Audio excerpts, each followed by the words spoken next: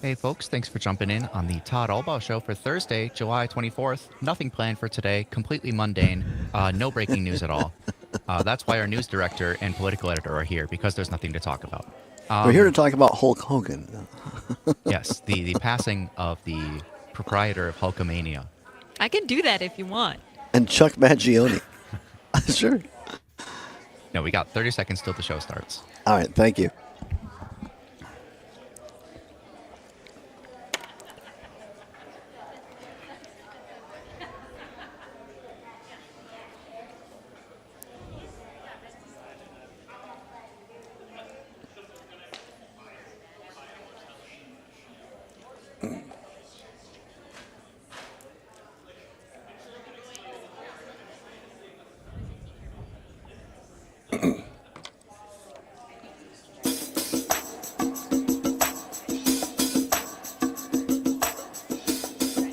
On location, it's the Todd Allbaugh Show.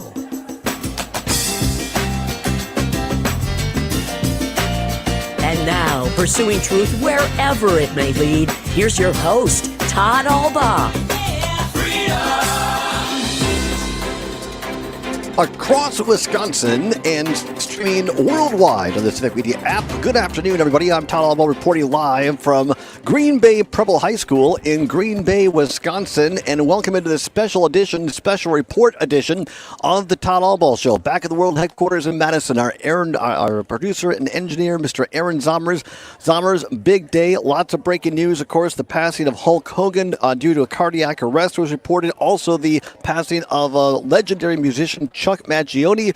But believe it or not, that is not the top breaking news story across the state of Wisconsin today. Hello, everybody. Welcome in and joining us here. We are here for the Wisconsin Publication Education Network Summit. Going to talk a lot about public education in the state, particularly in hour two. But first to the breaking news story of the day, highly anticipated for some, not particularly a surprise. Perhaps for others it is.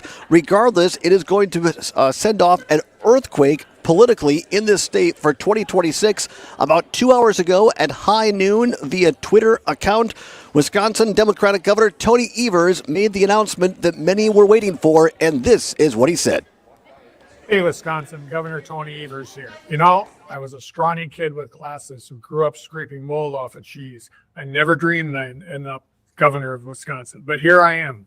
The last 6 years, we welcome me in through your churches, businesses, classrooms, farms, hospitals, and communities. I cherish every moment, every tour, visit, high five, question, and selfie.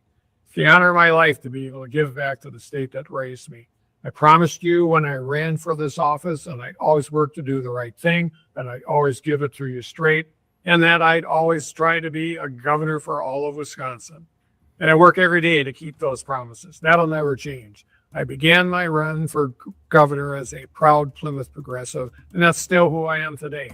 I'm a science teacher at heart who ended up running for office and winning 5 straight statewide elections. So would I win if I ran the 6th time? Of course, no question about that. But whether I'd win or not has never been part of my calculus about running again. Here's the truth, Wisconsin. The only thing I love more than being your governor is being a husband, a dad, and a grandpa. I spent 50 years in public service. I'm damn proud I devoted my entire career and most of my life to working for you.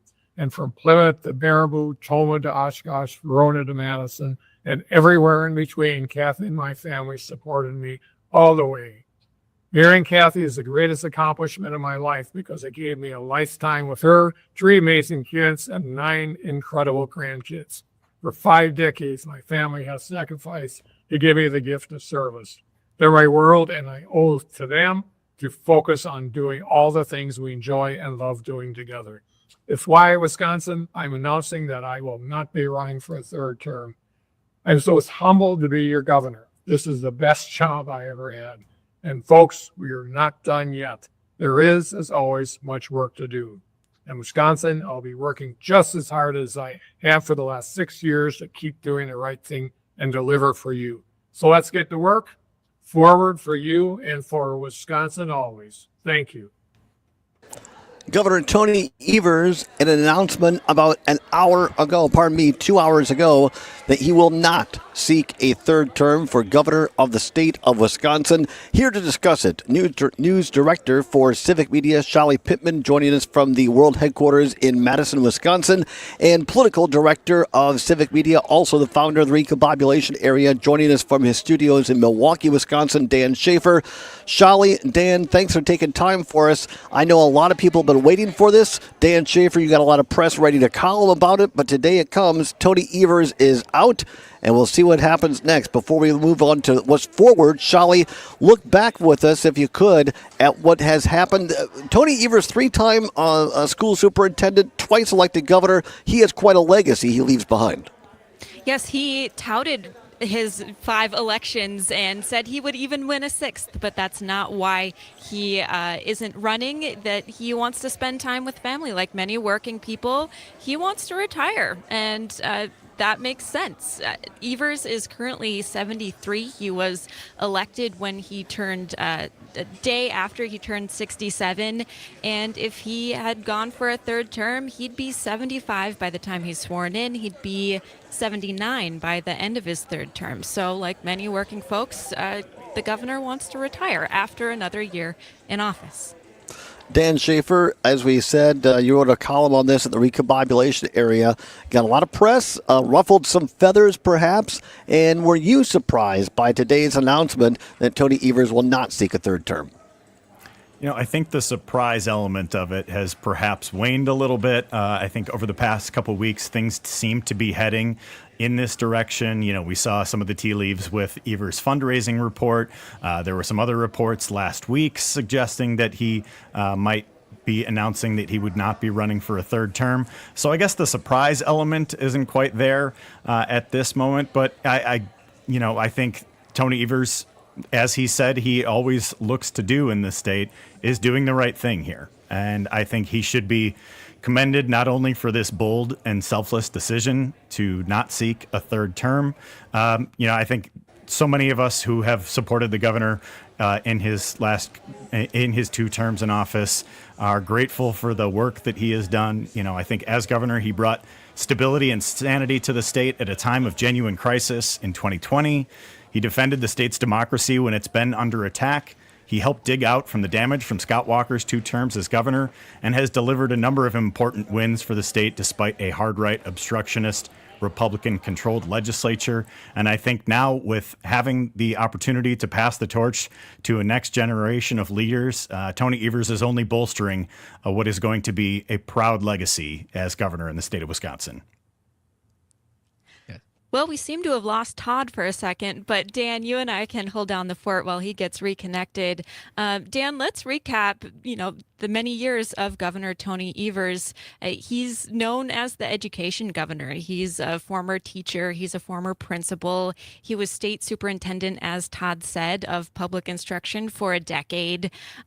This year, he declared, is the year of the kid, and he has very much centered education in his policies, including when he used a partial veto 2 years ago during the budget process then to lock in school funding increases for the next then 400 years. Now we have 398 years to go on that. So what do you make of, the education governor and centering that, particularly after Governor Walker's time in office and his, the big bill then? Yeah, he certainly has made that a primary focus of his time as governor. The very creative use of the partial veto in the budget 2 years ago is certainly going to be one of those decisions that's going to stand out. In this most recent budget here, he has touted some increases for special education funding that was part of the new budget that he negotiated in part with Senate Democrats and Republican leaders in the legislature. So I think that is going to be certainly a big part of his legacy as governor in the state of Wisconsin. I think we can also point to 2 things that happened over the last couple of years here. One, I would say the big shared revenue reform bill that he was able to shepherd through in a bipartisan fashion through the legislature and get signed by the governor. that was a huge win for Wisconsin. That was one of the things that he prioritized as in his reelection campaign. Not your typical type of headline reelection campaign issue to address shared revenue and local funding, but he was able to accomplish that in his term, and I think also bringing new maps to the state of Wisconsin in the legislature, and signing that bill, the bill that he to bring new maps to the state, new fairer maps. There's still a lot of work to be done in the long term there, but I think that the shared revenue, new maps, his legacy as the education governor, I think those will be a big part of what we look back on in Tony Evers' 2 terms in office. And he's still got some work to do, as he noted in his press release, in his letter to Wisconsin on this. I think he's got about 17 months to go as governor. Still plenty of time to get a lot of things done. And he said he's going to be, getting back to work after making this announcement here. But a pretty proud legacy for Tony Evers in his 6+ years now as governor. Dan Schaefer, Shelly Pittman, thank you very much. A couple of technical difficulties here. We're on location live in Green Bay at Green Bay Preble High School. Thanks so much for doing yeoman's work as always there, as I had to step away and readjust things on this end.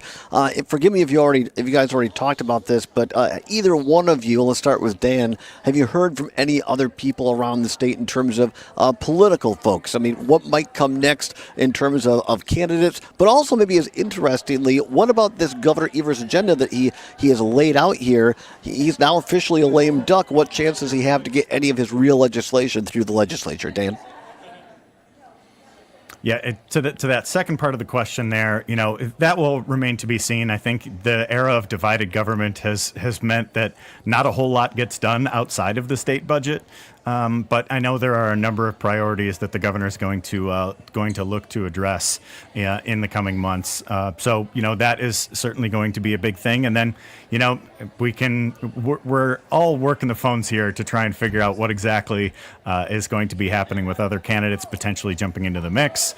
I had previously reported that David Crowley, Milwaukee County executive, he first mentioned to me at the recombobulation area in an interview in December 2023 that he would be interested in running for governor if Evers does not seek another term in office. The other kind of list that I had run through in that piece that you referenced included Attorney General Josh Kaul, State Senator Kelda Royce, former party chair Ben Wickler, Secretary of State Sarah Godlewski, David Crowley, and Lieutenant Governor Sarah Rodriguez. So I think there is quite the bench for Democrats in Wisconsin right now. It's going to be interesting to see how that takes shape in the coming days, weeks, months, and what have you. But I think it's going to make for a really interesting decision for the voters to decide the next path forward for Democrats in Wisconsin.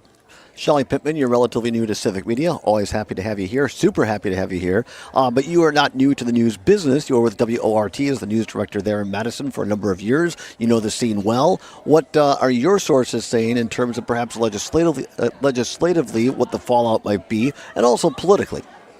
Well, we're 2 hours in, so I don't want to say anything out of school. But I do want to say that this is the first open race for governor since 2010. It's the first in 15 years without an incumbent running. So on the Republican side, obviously we have 2 candidates already declared, Josh Schoeman, Bill Berrien. We also have some folks hinting at a run.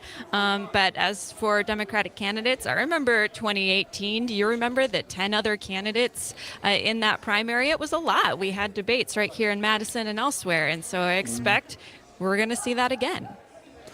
Looking back, let's take about a minute here. So I guess let's start with you, Shelly, as someone who's covered this governor. What just personally or from a covering standpoint standing out, what do you think that it might be as far as his legacy? I guess Zommers is giving me the high sign here. We got to go to do a little business, as they say. We'll come back. We'll answer that question. But also we'll be joined by a political strategist on the Republican side, Bill McCoshen. What does this mean to the announcement of Evers not running for a third term for Republicans? We'll discuss all that as well. Coming back after this, along with Shelly Pittman, Dan Schaefer, I'm Todd Allbaugh, on location at Green Bay Preble High School. It's the Allbaugh Show across Wisconsin on the Civic Media Radio Network.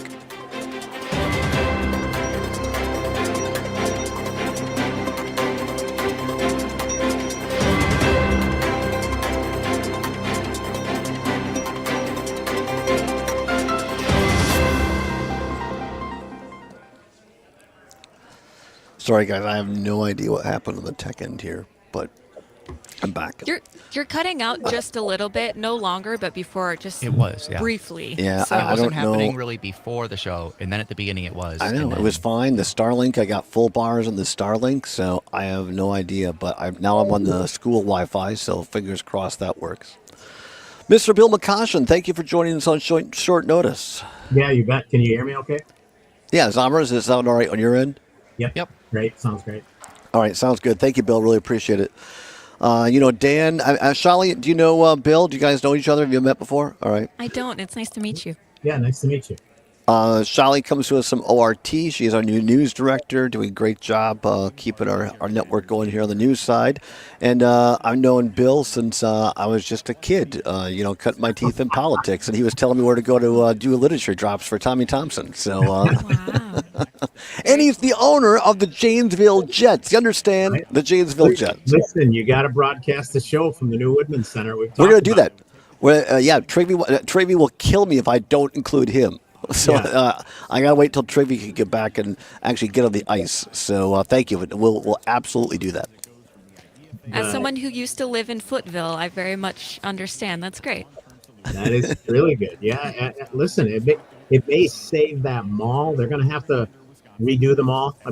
Malls are a 1980s thing, which makes sense to me, but not to people today. So, but putting a $47 million arena on the front of it certainly helps them. Yeah. Yeah, Very cool. absolutely. All righty. About 30 seconds, Lammers? About 40. All right. Thank you very much. WISVets.com. That's WISVets.com. Sponsored by the Wisconsin Department of Veterans Affairs with funding provided by the Milwaukee Brewers and the Brewers Community Foundation. Snakes, zombies, public speaking. The list of fears is endless. But the real danger is in your hand when you're behind the wheel. Distracted driving is what's really scary and even deadly. Eyes forward, don't drive distracted. Brought to you by NHTSA and the Ad Council.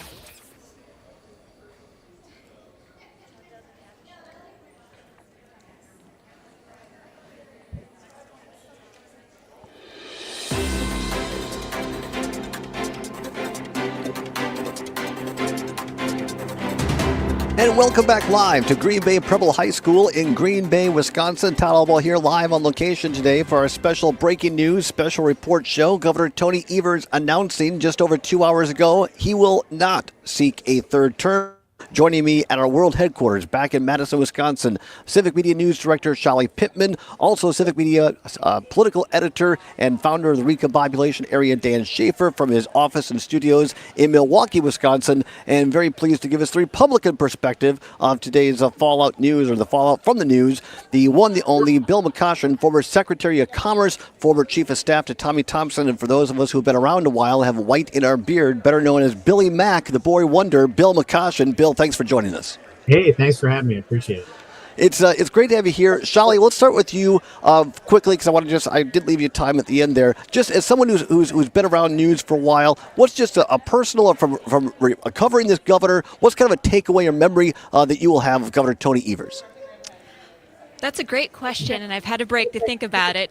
Well, his folksy charm, right? When you talk to folks outside of Wisconsin, they know him for saying holy mackerel, and for reserving the worst swear words that we can't say on this radio network, for truly the most high-profile fights with the Republican legislature. But I also have to say, on a more day-to-day level, the fact that we are in divided government, the fact that that the governor came after former Governor Walker in this time of very tense partisan divide, and we're still in divided government, it has felt like a different epic in Wisconsin politics. And so one of those things in divided government that we always look at is that veto pen. The governor has the most powerful veto pen in Wisconsin than of all governors in across the nation, and he has wielded that quite frequently, about a third of the time, according to a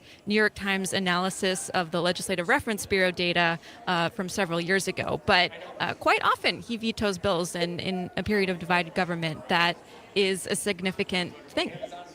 Dan Schaefer, let's set it up for Bill quickly. Run down the list of people that, people are saying, who are people saying, who are the top Democrats right now that people are looking at to run as Tony Evers announces he will not seek a third term?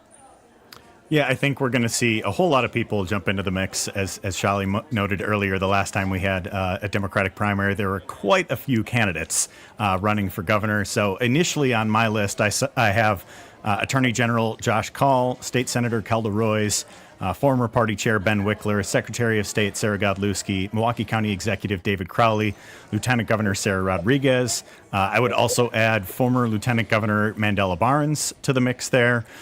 He mentioned to me today that he is considering a run for governor. He's thinking about it and will consider. So we'll have to keep a watch on what he'll say as well.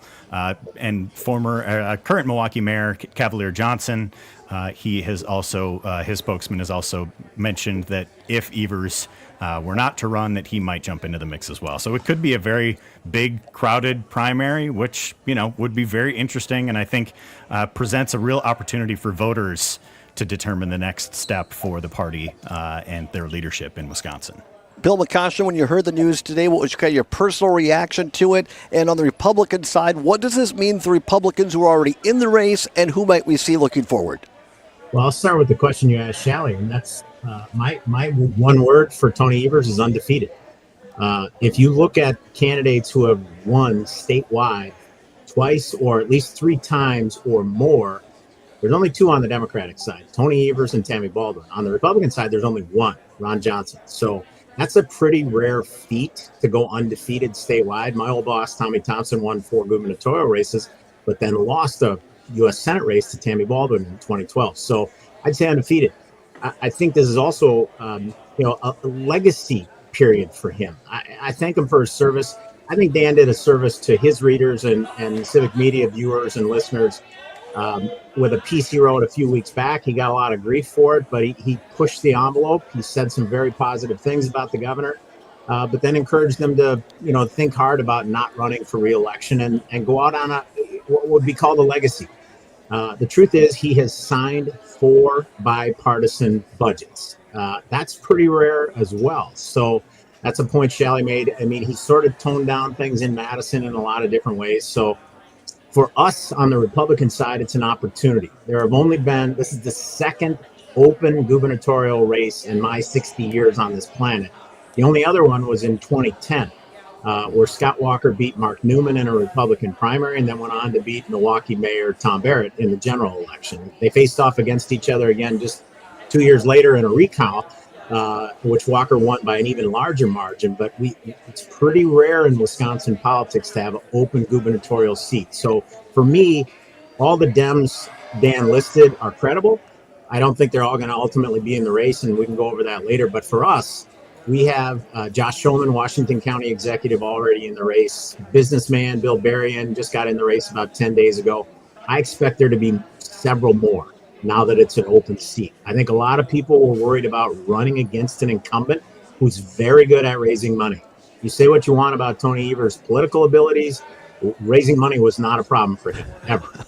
So, and there's significant advantages of incumbency. So for us, it's a real opportunity to take back the seat. Not having an incumbent in there creates an opportunity, and I think as a result of that, you're going to see more candidates get in the race. A minute left, Bill. Can you stick to the break and join us for a couple minutes on the other side as well? All right, cool. Quickly then, a minute to go. Congressman Tom Tiffany in the 7th. This guy's been running, I think, for governor for the last umpteen years, although he likes to deny it. How soon is Tom Tiffany going to get in? Well, what he said a couple weeks ago was he was going to wait till late fall. That's too late. You can't wait that long. But if he doesn't run, I am starting to expect State Senator Mary Pelskowski to run. And being the only female in the primary could be advantageous for her. On the Republican side, yeah. On the Republican side. But I think there will be others there, players to be named later that we haven't heard of before now that there's an open seat. Bill McCoshen is joining us as Republican strategist. Shally Pittman, news director for Civic Media, and the political editor and founder of the Recombobulation Area, Dan Schaefer, as well. Don't go anywhere. News, sports, weather update. Pam Yonke, Farm News, going to come back live from Green Bay Preble High School. Might talk a little hockey with McCoshen on the other side as well. It's the Allbaugh Show on the Civic Media Radio Network. Thank you, Todd. All right. Thank you, Shally. Filibuster you guys. Sorry. What? Didn't mean to filibuster you guys, but there was No, that's great. That's great. That's great insight. All right, so Dan, are you going to stick around? I'll stick around for one more segment. Yep. All right, cool. That's great. Yeah. I just got to get into a little bit more of the politics of it with you guys. And, then we'll kind of turn our attention to public education up here. We can get into that a little bit. You know, what you guys think as far as issues, what's going to resonate. Obviously, we're up here for public education. These guys are kind of I would say slightly on the left side of the spectrum on that. But we can talk about education. We can talk about anything else you guys think strategically is going to make a difference. I'm sweating, Bill. I tell these guys it's like humid up here, crazy, and I had to cart this stuff across the cafeteria, and then all the news broke, and people wanting to say hi and everything, so you try to be nice, and I'm trying to set stuff up, and I'm like, oh my God, I had to change shirts. Good thing you had an extra one with you, or you bought one at the store. I learned that a long time ago. I take my setup shirt, which is just like a workout shirt, and then I take that off the bathroom, I put on something else.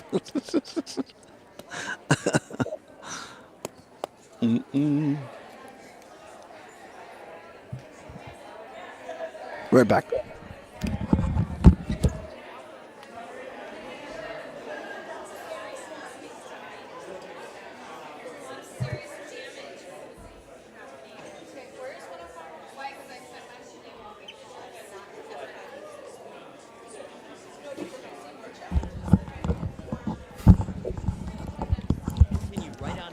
September. Find a complete listing of Wisconsin County Fairs at wifairs.com under the Events tab.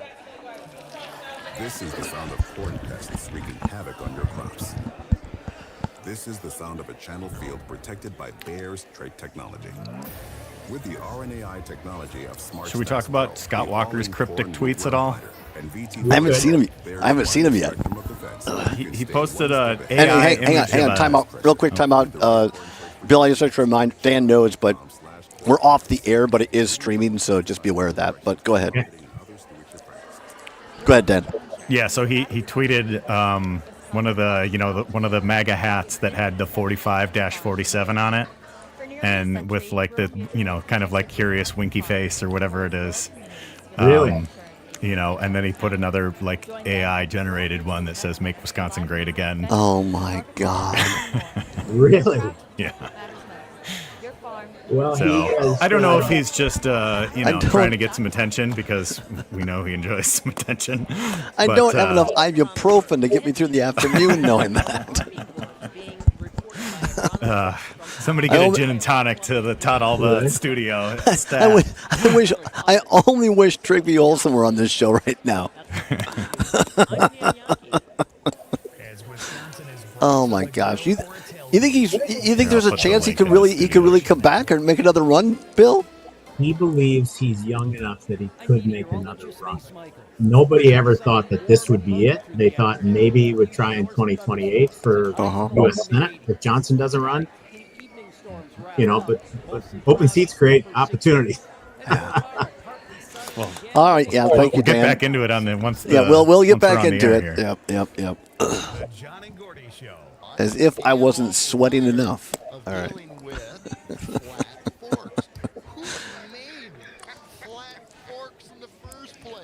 They could have cut it just a little bit, right? No one likes forks. Am I the only one? Maybe.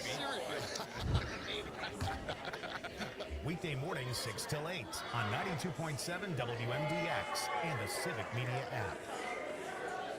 Not completing high school is more of a social thing than it was an academic thing. Even though all these years have passed, I still have that longing to have my diploma. At age 30, Carissa finished her high school diploma. If you're even considering getting 30 seconds. Thank you.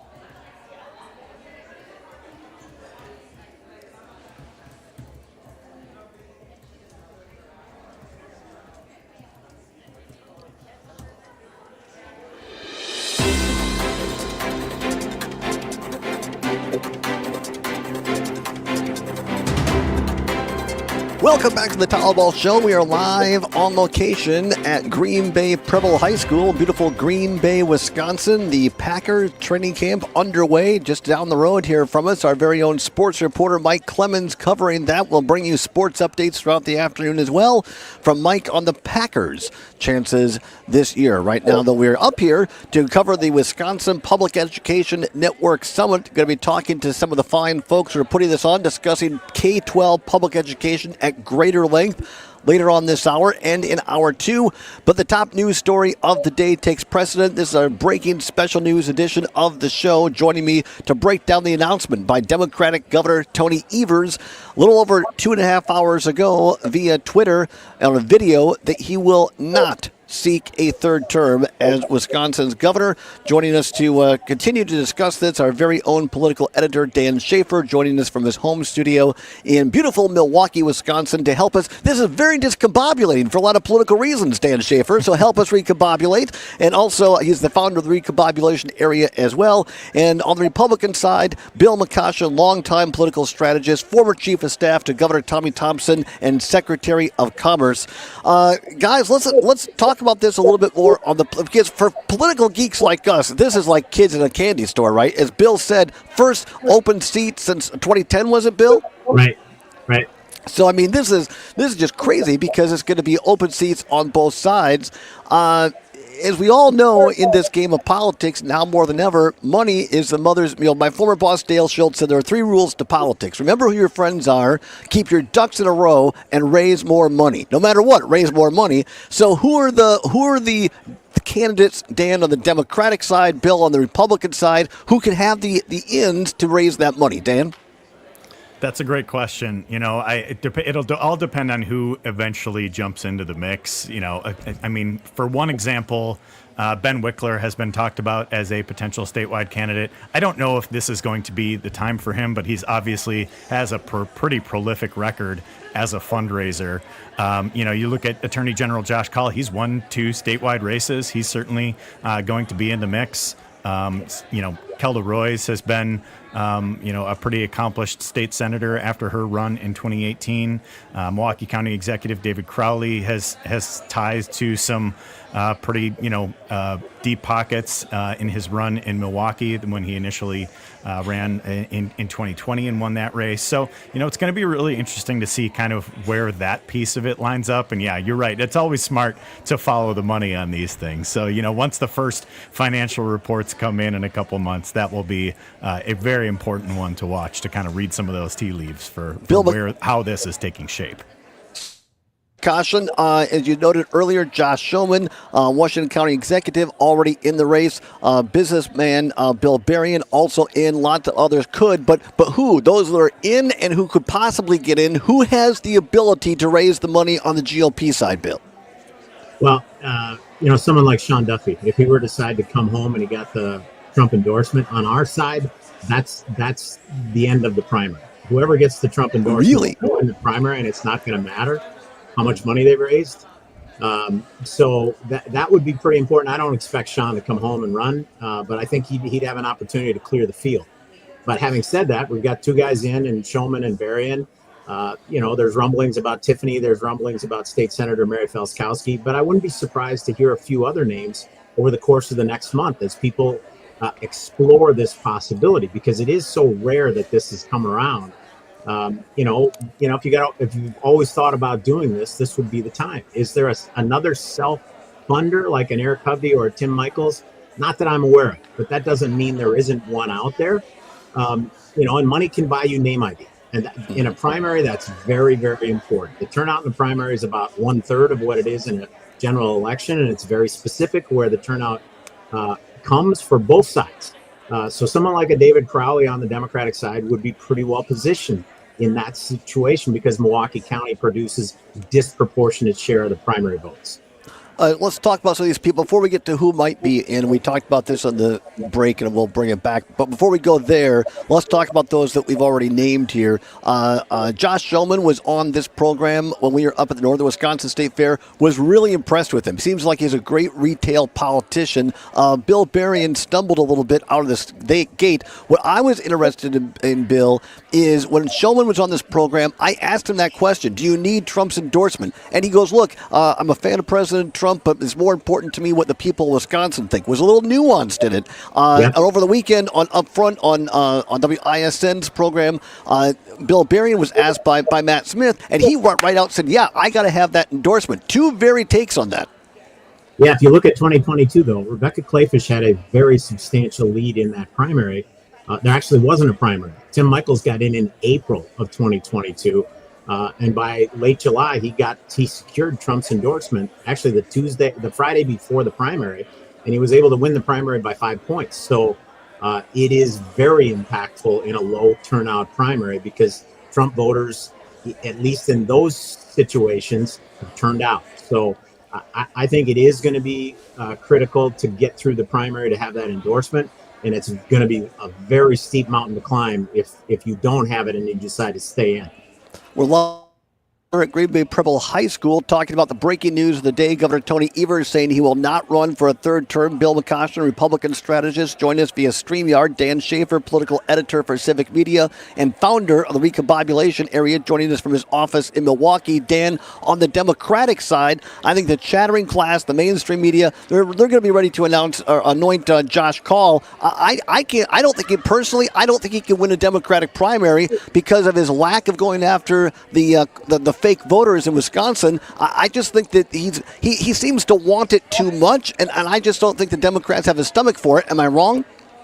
I think because he's won 2 statewide races, he's certainly going to be one of the first names you hear. Whether that is the same type of level of support for governor as he's had for attorney general, obviously that remains to be seen. And I think you're right. There will be some people who will be critical of his actions, kind of slow walking the case against the fake electors. I don't know if he's really made enough headlines over his time as attorney general to really break through beyond just like the political chattering class of what people's perceptions of him really are.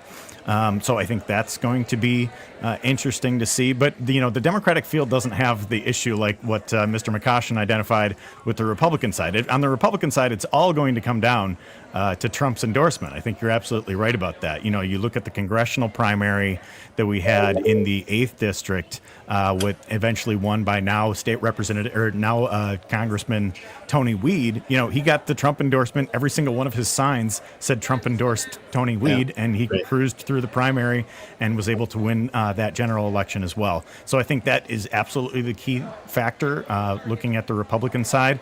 On the Democratic side, we've all been waiting to see what the governor is going to do. And I think as much as Todd, you and I have talked about over the last couple of weeks, things have been kind of trending in this direction that he's not going to seek a third term. There was still some uncertainty about that. And so I think this field is, still is going to take shape in the coming days, weeks, months here. There's a lot of time until the primary. Wisconsin's primary isn't until August of the year of the election. So, there's a lot that can happen, obviously, between now and then.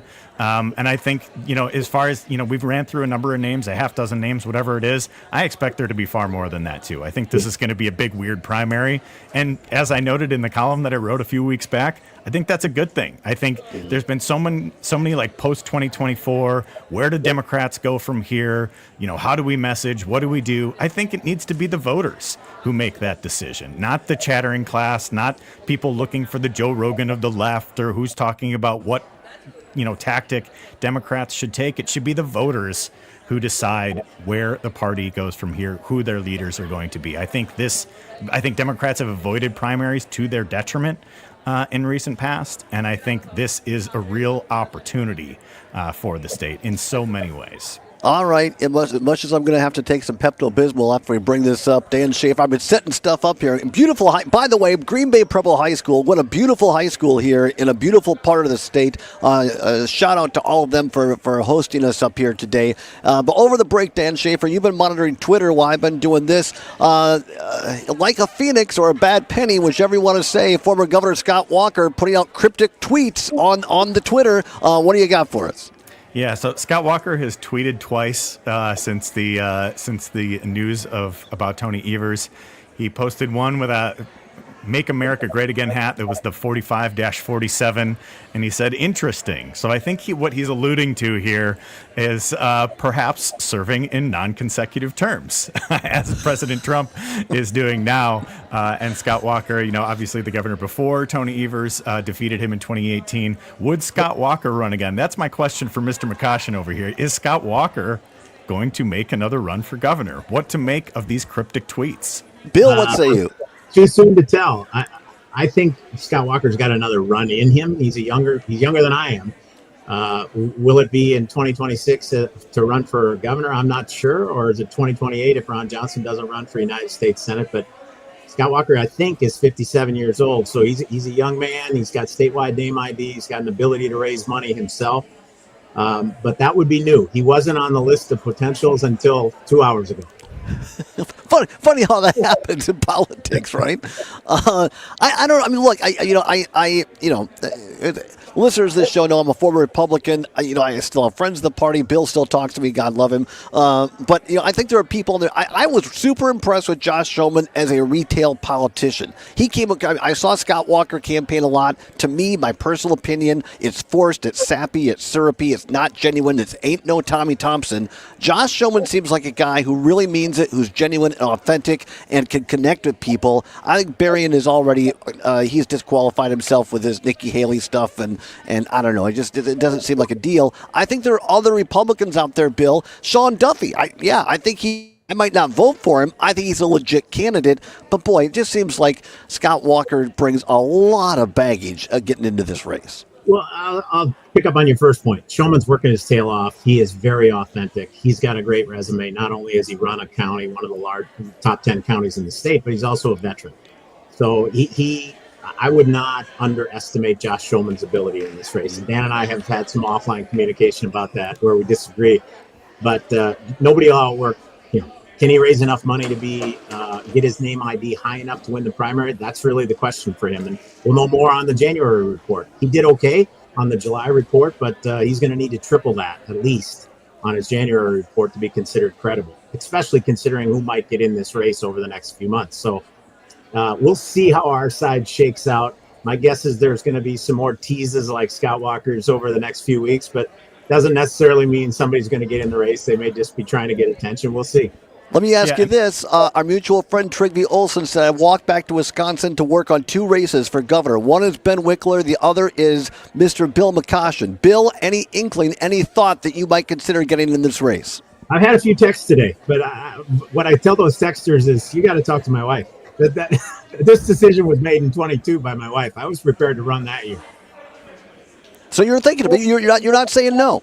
I don't see it in the. I'm a happily married man. I love my family, and I'm not going to. Our mutual friend, the late great Senator Tim Cullen, told me many years ago. He said, Todd, anytime in politics somebody says anything but a no, it's a yes. And anything they say anything but a yes, it's a no. So it's not a no. It's not a no for Bill McCoshen. All right, a little under 2 minutes left. Dan Schaefer, final thoughts. No, we have 30 seconds. Oh, 30. I guess all right, 30 seconds. Sorry, I'm on location. Bill McCoshen, thank you very much. I appreciate your time, my friend. Dan Schaefer, always a pleasure as well. We'll come back live from Green Bay after this on the Civic Media Radio Network.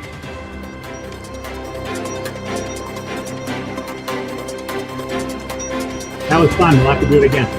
Thank you so much, guys. Really appreciate it. Yeah. Thanks, Todd. Let's talk soon, all right? Yep, sounds good. Wisconsin is cheering on Bucky Badger. This is the Civic Media Radio Network. It's a party on the patio at the Lazy Oaf Lounge, and you're invited every Tuesday at 5:30. It's just Merle and a girl, and Thursdays on the patio feature singer-songwriter Shelley Faith. Music starts at 5:30. Casper commented the same thing you said. He didn't What? say no. Right? Yeah. Tuesday and Thursday, Lazy Oaf Lounge, 1617. All right. Terry says exactly, Chris. Great discussion. Specials, menus, and more at lazyoaflounge.com. Is your computer so slow you can hardly use it? Does it have blue screens, malware, viruses, reboots, hardware crashes? Sound familiar? Computers will have Normal show music next. You need a computer experts at Madison. Yeah, please. All right, I gotta find Denise. Keep their computers and networks running smoothly. The solutions to your computer problems, call the pros at 2318. Have a chair right there, my friend. Thank you very much. Into this. Madison Computer Works. Computers that work for And say your last name, please, so make sure I get it right. Even with higher Thank stroke you. risk from atrial fibrillation and a regular heartbeat not caused by a heart valve problem. Over a 3-year study, Eliquis And what's the name of this guest? tablets reduce stroke risk better than warfarin. Denise And over Gomer. 97% of Eliquis All right, there, now you're on. Go ahead. Denise Gomer Hutchison. warfarin patients versus 2.3. And spell the last. He's gonna put it on the screen here, so the spelling, please. All right. Gaumer, then a space, and Hutchison. Excellent. Thank you. And Denise, what's your technical role with Wisconsin Public Education Network? Northeast Regional Organizer. Northeast.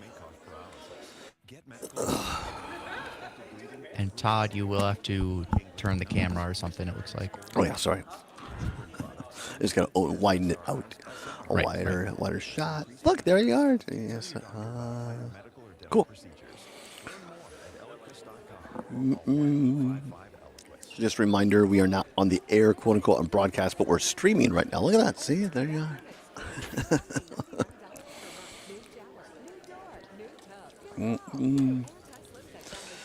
Well, never a slow news day, as they say. No, especially when you hope you have one direction and you're I going know, another right? one, Yeah, right? Yeah. You've been on the road. We have, but I love doing it. You had fun at the EAA? It was great. Yeah. Good. Jane Matner and Greg Bach were with me, and so we got to do it right in the museum and all these cool things. And it was I didn't know it had so much historical, or the museum had so many historical veterans planes. There was like an atomic bomb. Obviously, it had been, it's not alive, but the whole casing. I mean, it was just Isn't that crazy. amazing? Yeah, it really. Right in Northeast Wisconsin. I know. Super All right, cool. we got about 15 seconds. All right, thank you.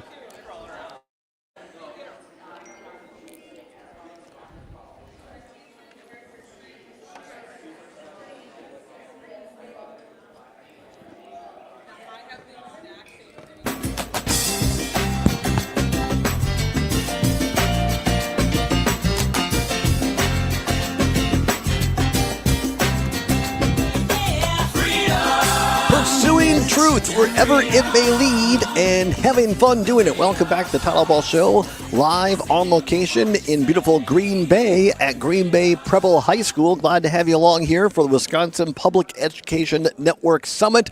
That was really what led us here today, and super happy to be here. But the breaking news of the day, of course, Governor Evers announcing he will not seek a third term. That took top billing here for the first part of the show.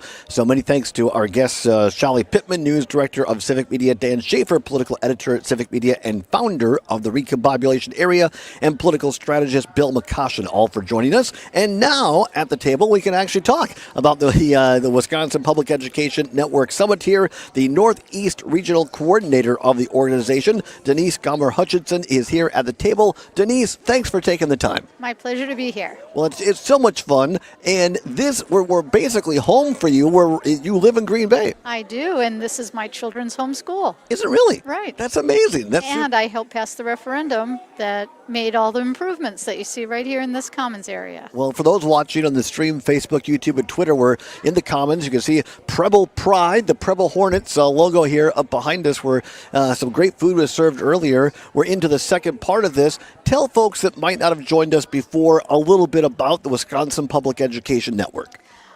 Wisconsin Public Education Network is a statewide coalition of advocates who are committed to high-quality public schools around the state. So we do what we can for kids and the communities that serve these public schools and building partnerships so that all schools can be successful. And so it's not it's a private organization. You're not a tax funded anything or that. You put this together. How long has it been around? This is our 11th annual summer summit, and it's been around. The organization has been around even longer than that. It came out of the need to really bring attention to fair funding for public schools, and it wasn't being done, and so Wisconsin Public Education Network was born. I love the fact that the slogan is "Public Schools Unite Us," because it shouldn't be, although it has been politicized. No matter who we vote for at the top of the ticket, everyone should be invested in our public schools. Right. It's what we say every single day, is when kids walk through the door of a public school, nobody asks them their political affiliation. They just say hi and welcome. Yeah, that's great. I love that. Tell us a little bit about one of the successes we're literally in right now, but tell us some of the successes of Wisconsin Public Education Network in the northeast part of the state. Well, it's very exciting. We have a huge win that we're really thrilled about. Between the Green Bay Area Public School District, their school board, wrote a resolution and sent it to the mayor and asked the mayor to create transparency on the tax bill for the city of Green Bay. And the mayor, looked at it, said this has to go to the city council. They took it to the city council. It went into committee. It was defeated in that committee. We brought it back the next year. Had the support we needed and brought it to the floor of the city council, and we are now putting for the first for the first city in the state is putting the cost of vouchers on the tax bill and separating it out so that we want taxpayers to know how much does it cost you to be funding a non-regulated, non-credited, non-transparent private school system. I think this is so important because so many folks, the news becomes overwhelming and they don't stop and look where their tax dollars really go, what this means. So I think breaking this out and making it understandable, I think it's a great service because then people are going, wait, I didn't know that, right? Right, exactly. And they deserve to know when our taxed out, and because of what happened in the state legislature of a $0 increase to public schools, taxpayers could potentially see some raises in their income tax, in their property taxes. And so this tax, break that they wanted to give to people could be really kind of null and void because public schools have to keep going. And if you can't keep up with the cost of living, which there hasn't been a cost of living increase at the end of this budget, 18 years. Wow. Lots of people, great attendance here at Green Bay Purple High School for the Wisconsin Public Education Network Summit. What do you hope to get out of this today? What do your participants want to walk away with today? Participants want to walk away with more knowledge on what they can do in their own communities, how to have conversations, because we want to talk to everybody, because we indoors and having community gatherings. People love their public schools in the state of Wisconsin. That's why our logo has always had a heart in it, because we know that it's the heart of the community. And so we hope that people leave here with more information, more knowledge, and re-energized to go back into their communities and say, I want to love my public schools so that our community understands the value of what we have here. About a minute left. What have I not asked you that you want people to know about today's Wisconsin Public Education Network Summit?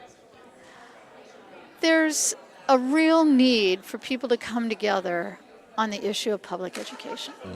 There are people that think that public education should be run as a business. Well, guess what? There's no revenue source. Right. The revenue source for public education is taxes. And when we don't get those dollars, it makes it hard to compete on an international and national level. So we're going to work every day because that's what it's all about. Yeah, I totally agree. I'd be remiss if I didn't ask you in about our 40 seconds left here. Thoughts personally or politically on the Evers news of not running again today? I am really thankful for everything that Governor Evers has done for the state of Wisconsin. When he was at the Department of Public Instruction, he moved things forward and did good things for public schools. And as governor, he's very approachable and reachable, and he cares about this state. And what more can we ask for but people who care passionately about our state? And he has served our state well. And but I hope that there's somebody that wants to step in and continue his legacy of doing really good things for the state of Wisconsin. I think that whoever is going to be the Democratic nominee would do well to grab public education as a main issue because there's a lot of votes to get out across all spectrums. I would totally agree with you. Thank you very much. I appreciate you. Denise Gomber Hutchinson, thanks for being here. Thanks for all you do. You're part of what makes Wisconsin great. Thank you. Our pleasure. You Come are on. too. Oh, that's too kind. Thank you very much. Come on back. Well, live on location at Green Bay Preble High School on the Allbaugh Show on the Civic Media Radio Network in Hour 2. Thank you very much. Really, yeah, perfect, wonderful. Thank you. That was a great stage show. Really appreciate it. All right, Zommers, I'm going to walk out and just see what's going on with my Starlink here, making sure everything's all right. So I'll be right back. Sounds good.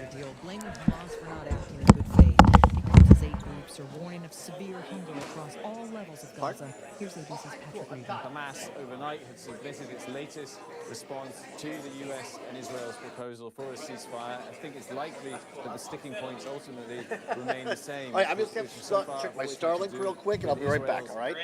What presence Israel will have in Gaza during the ceasefire, and in particular, the guarantees that this will be a permanent end to the war. You know, Prime Minister Netanyahu has made clear that he has no intention of giving that guarantee. A meeting taking place today between Deputy Attorney General Todd Blanche and Jeffrey Epstein's co-conspirator Ghislaine Maxwell and attorneys in Tallahassee, Florida. And fans of World Wrestling Entertainment legend Hulk Hogan are mourning his death. Hulk Hogan was 71. This is ABC News. Download the Civic Media app in the Google Play or Apple App Store and take us everywhere. This is the Civic Media Radio Network.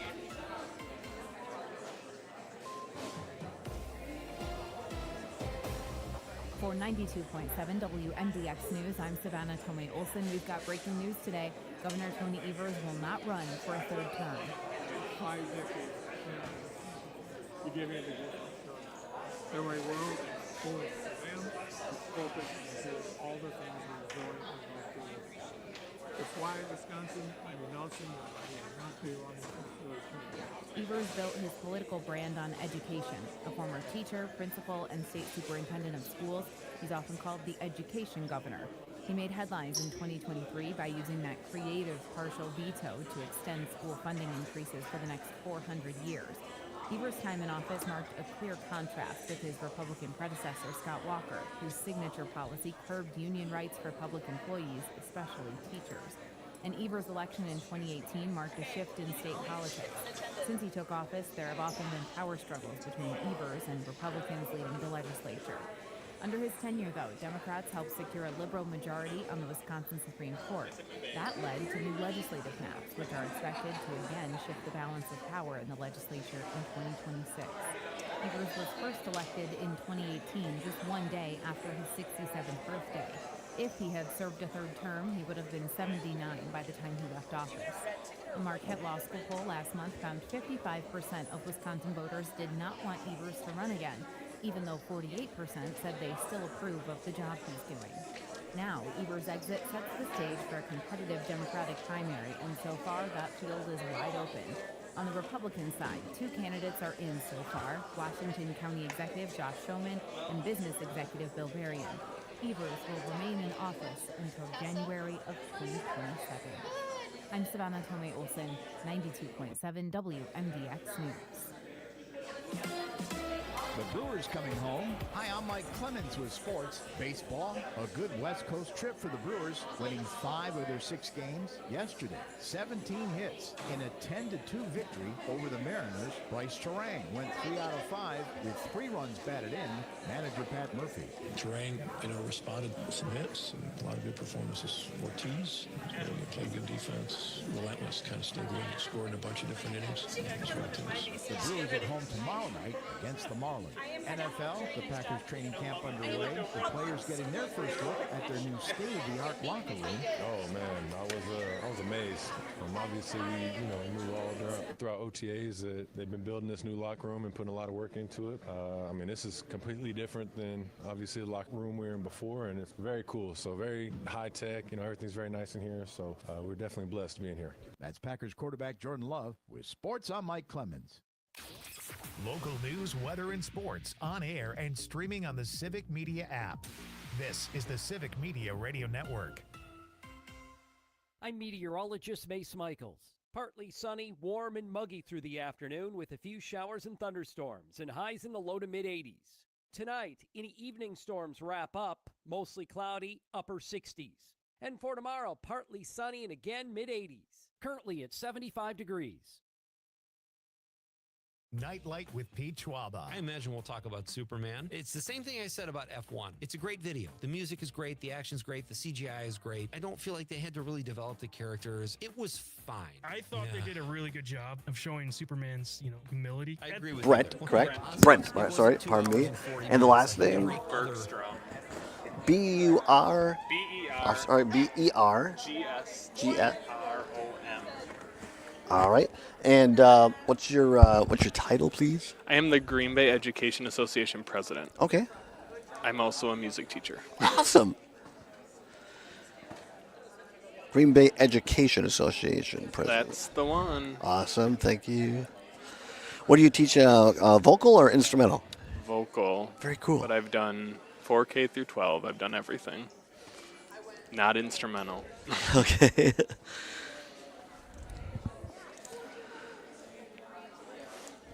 All right. And Zommers, his headset sounds okay?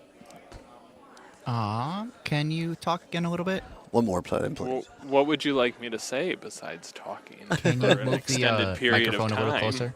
Yeah, move the mic just a little closer. There you go. All right, then we have about 5 seconds till we're on. Now, how's There we that? go. Is that Yep. better? Here, thanks.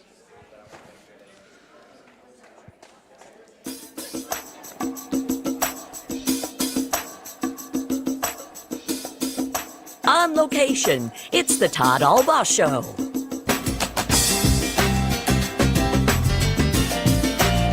And now, pursuing truth wherever it may lead, here's your host, Todd Allbaugh. Across Wisconsin on the Civic Media Radio Network and streaming worldwide on the Civic Media app. Good afternoon, everybody, here on location at Green Bay Preble High School in beautiful Green Bay, Wisconsin for the Wisconsin Public Education Network Summit.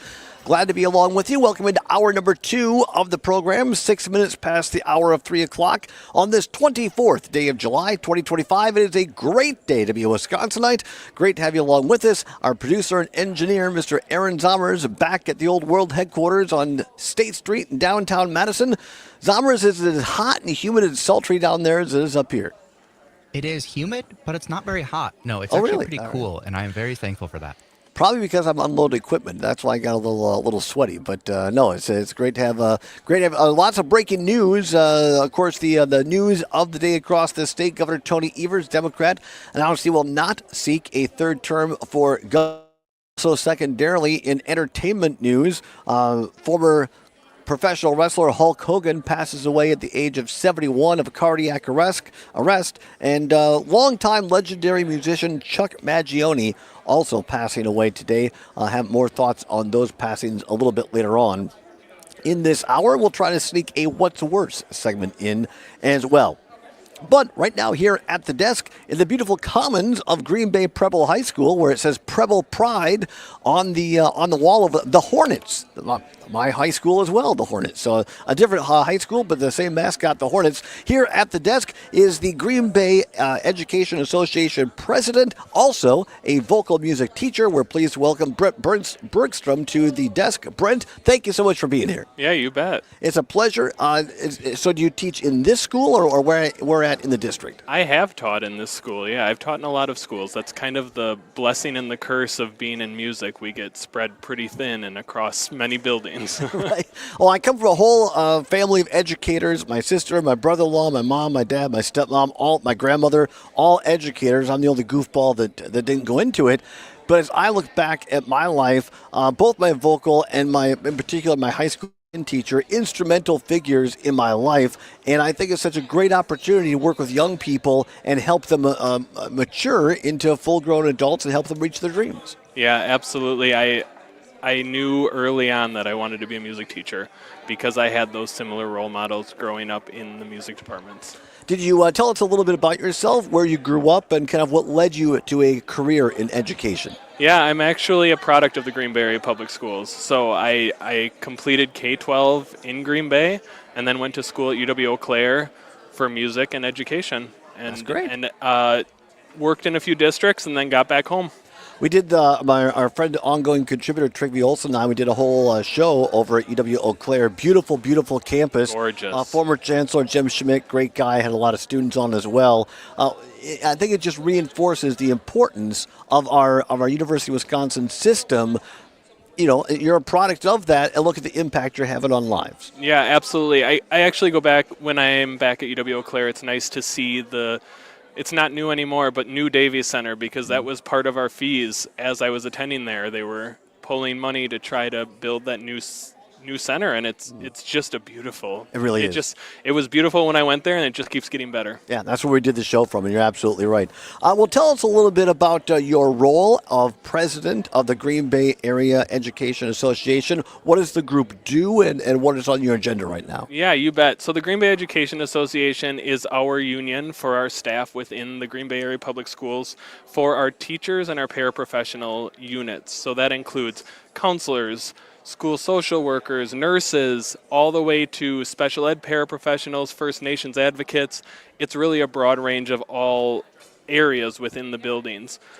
So I am fortunate and love this work, but I get to help lead over 1,300 members in our organization and support our 38 buildings across the district, supporting the staff to make sure that our kids are getting the best quality education that they can get.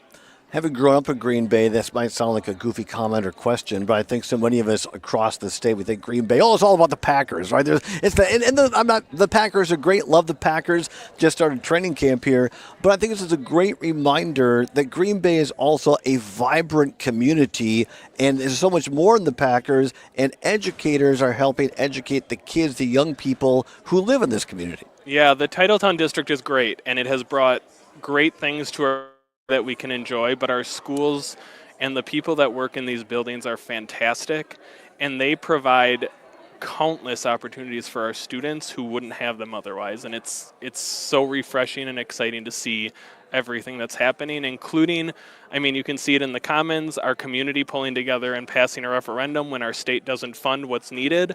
And our kids deserve this. They deserve a beautiful auditorium. They deserve beautiful common space to go to school.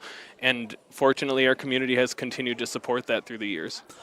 Talk to us a little bit about, as the head of the association here, what educators themselves, just as people and professionals, what are their biggest challenges right now in the classroom, in helping our kids?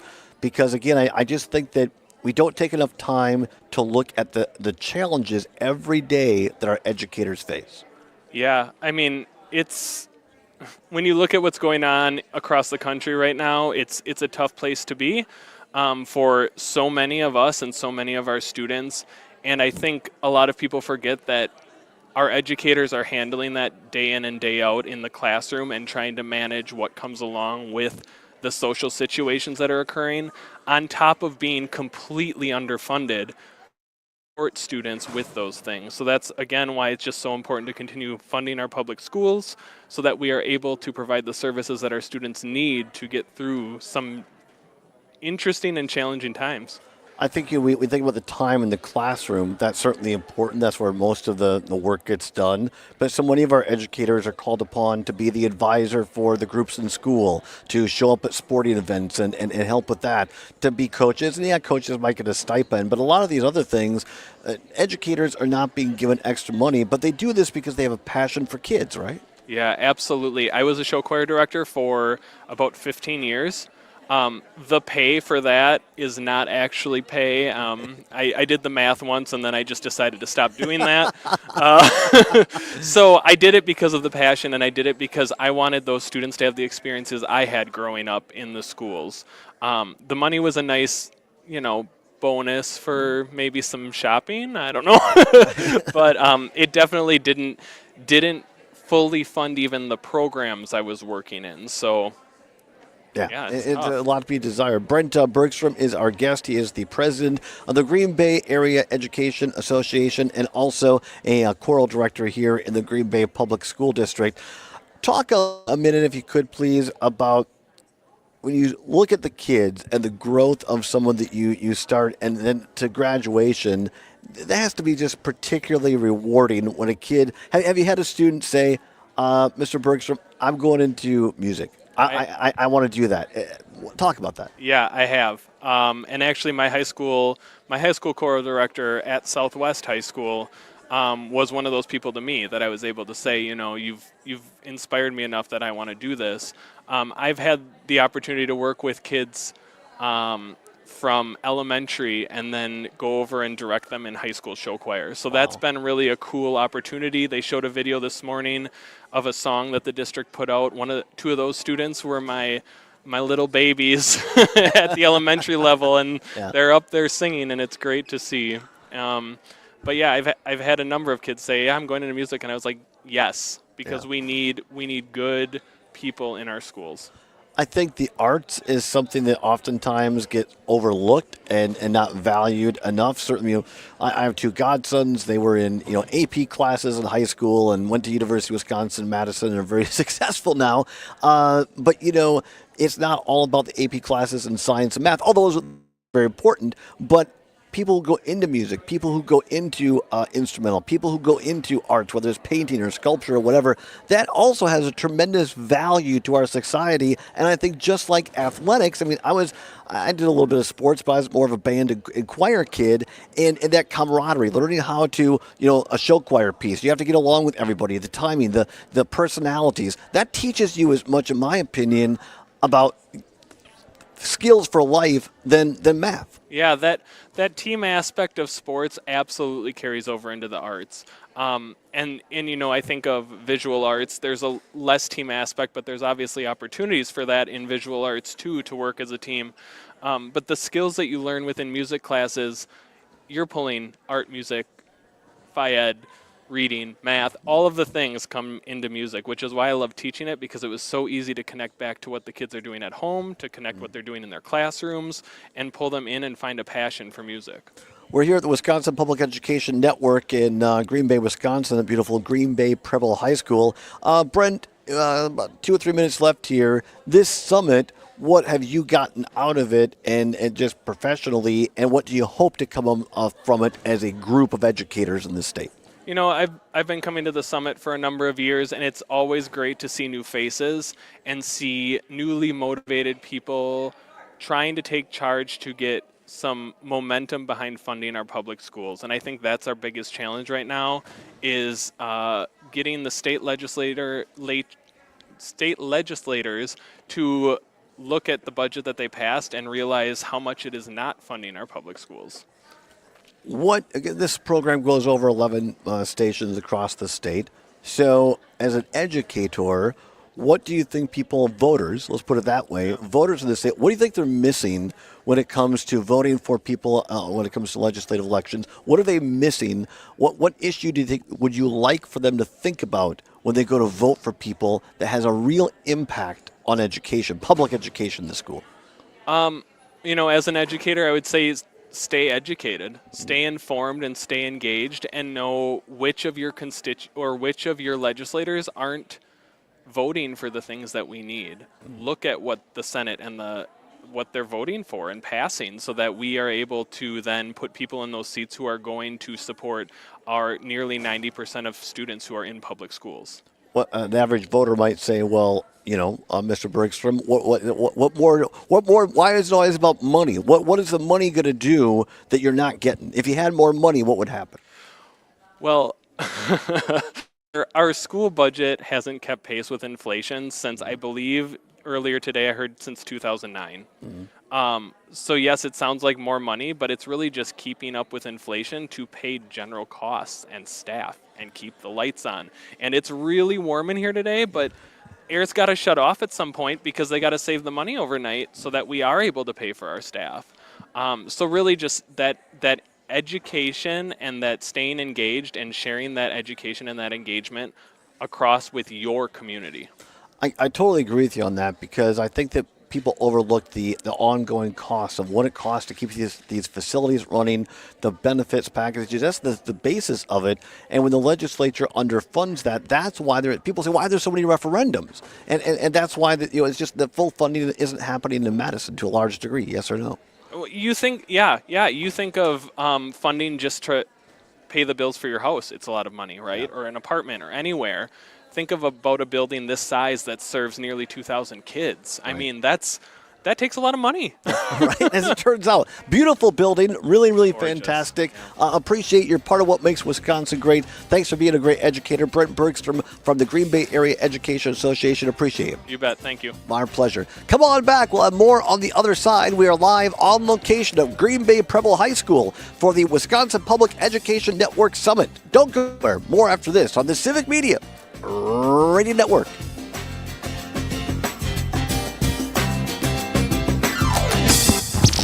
Thank you very much. Really, really appreciate it. Yeah, thank you very much.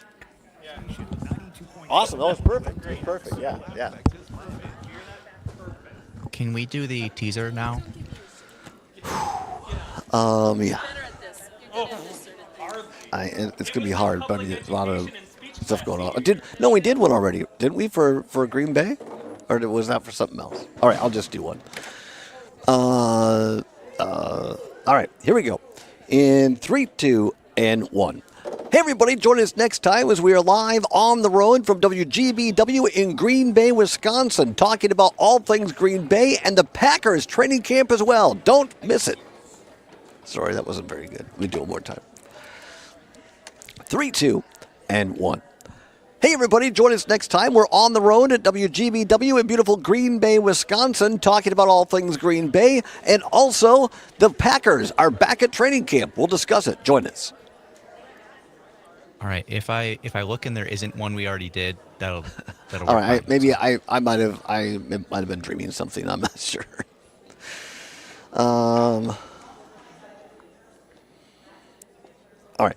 Let me turn your mic. Okay. It's just how you doing? Can you hear me? Yeah, absolutely. Okay. Just if you could say your name and spell it, please. My producer, Aaron, back in Madison, is going to put it on the screen there. Okay. It's Laura, Laura. Last name is McCoy, McCoy. All right. And your title or what you do? I am a member of the Green Bay School Board. Awesome. Very cool. And can you move your mic a little bit closer to your mouth, please? Yeah. How's that? Is that better? Yeah, I think that'll be better. That should be better, yeah.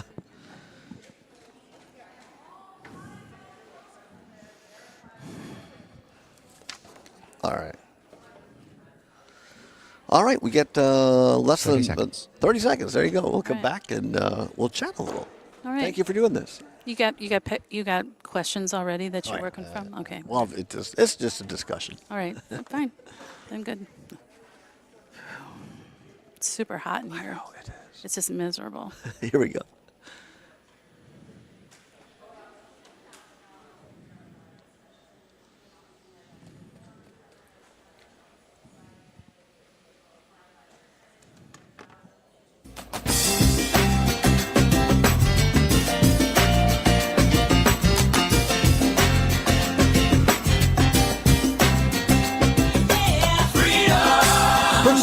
Truth wherever it may lead and having fun doing it. Welcome back to the Todd Allbaugh Show, live on location at the Wisconsin Public Education Network Summit in beautiful Green Bay, Wisconsin at Green Bay Preble High School. Glad to have you along here on a sultry day, as they say, but the education talk is also very hot, very informative, and we're glad to continue on with another guest here at the table from the Commons in Green Bay Preble High School. Our guest is Laura McCoy. She is a member of the Green Bay School Board. Laura, thanks so much for joining us. Thank you for having me. Oh, it's our pleasure. Love coming up here. My stepmom spent a lot of her time growing up here. She and my dad now live in Shawano. So Green Bay, as I said to Brent, our last guest, a lot of us that don't live here, the first thing you think of is the Packers, and yeah, that's great. But there's a vibrant community beyond the Packers in Green Bay. I would completely agree with you on that. Our city is a thriving place. I mean, there's been a lot of things happening in just the last few years that we can be very, very proud of, and the schools are one of them. Yeah, absolutely. How long have you been on the school board? A little more than 8 years. Nice. And Yeah. what's the biggest change that you've seen from the time that you got on until now at the Green Bay School Board? Well, when I came on the school board, I was a little naive about what the job would entail. I mean, it had all kinds of determination to be a good board member and to do well by my community. And school board races were kind of sleepy little affairs. There wasn't much attention. That has completely changed. In recent years, they've become much more partisan and a little bit more spotlight on you as you run. People are paying a lot of attention to public education right now, rightfully so. We should be scrutinized, and I wish more people paid more attention. But a lot of things have changed, and of course, public education in general in this state is under a lot of stress right now, and has been for a number of years, and it's really starting to show up in this summit that I'm attending today and taking part in. Has really shown that. It's really good to see all these people coming together and paying attention to how we can work together to maybe alleviate some of that stress and bring more education and knowledge to people, because taxpayers, they should know about their schools. They should pay attention to where their tax money is going. It's important work, and I'm just really happy to be here today. I'm glad that Green Bay is hosting this. Do the same thing from a school board member perspective that we asked our last guest, Brent, as an educator. From a school board member perspective, what's your biggest challenge right now that you face in this political climate, but also just trying to make this work for the Green Bay area? Funding. Every single school district in this state is under stress regarding funding. The latest budget is just completely inadequate to fund public education, and here in Green Bay, we are really going to feel that. It's just the budget was such a disappointment, and it's just really hard to educate over 18,000 students when you can't rely on funding. So I'm again, this summit is part of that.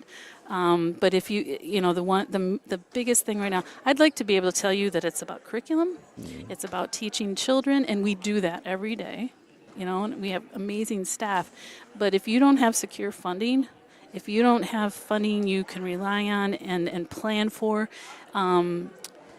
it puts a wet blanket over everything, and it's just really to navigate that. We're about 3 minutes here before the end of the before we have to step away. I'm going to bring you back with Representative Clancy, but let's start beginning, because I get what you're saying, but I think a lot of people around the state who don't pay attention to these issues, what they hear, not just from you, but from a lot of people, when they say, well, all they want is more money. What are they doing with the money they got? And they look at the budget, and it's like, oh, there's $500 million or whatever it was more for public education. Hey, that was great. But begin the discussion, if you would, please, about what is it that is lacking when it comes to funding? What are the challenges that you're required to do as a school board that you're saying we're just not getting the funds we need or required from Madison? Well, I would start with in the 1990s. I'm sorry to go back that far, but it really matters. It's important. Right? So the revenue caps are put into place. And Green Bay was a conservative, low-spending district. So our levy was set really low. And we've been struggling with that basically ever since. So, and then at some point around Act 10, we stopped having cost of living increases for the funding too. And once that happened, the span between what we were getting and what we needed just skyrocketed. And then, 16 years of no increase in cost of living, it's just made it impossible. So here in Green Bay, we have done a lot of hard work with consolidating schools. The people in our community have stepped up again and again to pass referendums. I mean, if you look in this room, just this room here, I am looking that way into the auditorium. That has all just been renovated last year. Yeah, beautiful. With that taxpayer money and referendum. Behind us, there's a new addition, and beyond that is a new football stadium, right? This is the level of commitment we have here in Green Bay. So we have beautiful facilities, but that's referendum. I mean, that's taxpayers saying yes to generations that are still not even born, right? That's wonderful, but we need that per pupil increase. We need the cash to keep the lights on, basically, and to pay our staff what they deserve. We're going to come back, talk more about this. You can stay at the table. We're going to add Representative Clancy, who is here as well from the legislature, and we'll have him join us at the table as well and talk more from the Wisconsin Public Education Network Summit here at Green Bay Preble High School in Green Bay, Wisconsin. And also, Zommers, we'll try to sneak in a little bit of what's worse, a little bit of extra fun before we get out of here as well, and catch you all up on more of the news. Don't go anywhere. Farm update from Pam Yonke and her staff. News, weather, and sports is next. We'll come back from Green Bay after this on the Civic Media Radio Network.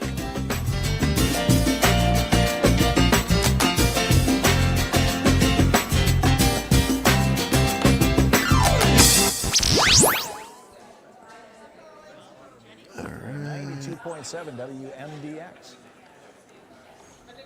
As Wisconsin is summer weekends being spent on the lake, this is the Civic Media Radio Network. Welcome in on a Thursday. I'm Stephanie Hoff for the Midwest All Farm right. Report. Fluid milk prices took a hit yesterday. I didn't even want to read the numbers, specifically Class 3 milk, which Wisconsin farmers are State Representative primarily Ryan Clancy. producing. I think he's right That behind goes you, into yeah. Cheese production. Dairy analyst Ryan Yonkman from Everegg joins us with the message that the drop in milk price was due to a surprising milk production report. This past Tuesday, we learned something, and it turns out the U.S. producer has started to really turn the spigot on, and we had U.S. milk. All right, Zommers. Is there going to be any opportunity to talk about the fact that Green Bay was the first city to put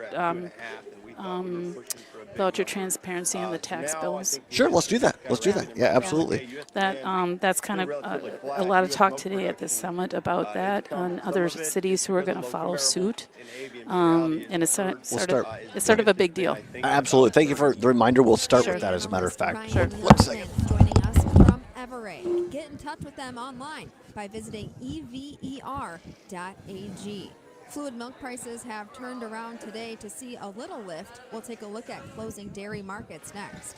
Bavaria's sausage is so much more than just award-winning brats. Fabulous Farm Babe Pam Yonke can attest to it. They've got all kinds of fantastic foods, both online and in their store location, corner of Nesbitt Road, Fitzroy Road in Fitchburg. Open Monday through Friday, 9 until 7, Saturday, 9 until 1. Did you know that if you stop by Bavaria Sausage, Hey, Ryan. you can pick up not only those I'm Laura. award-winning brats for the grill, but also Thanks. restaurant quality cooking essentials.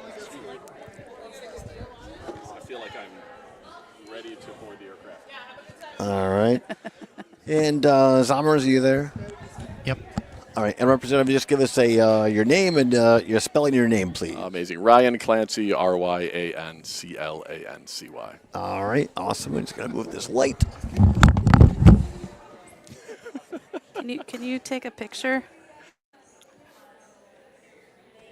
with Representative Clancy here? I take it it's nice and Can you take a toasty there. picture of us? Yeah, thank you. I don't even know where I'm looking. Is there a... The representative, The camera's right there. Forgive me, Representative. I know And we that you're from the Milwaukee area, but so it's like Democrat of. 19th Assembly District is kind of the east side, Bayview, and River West. Yeah.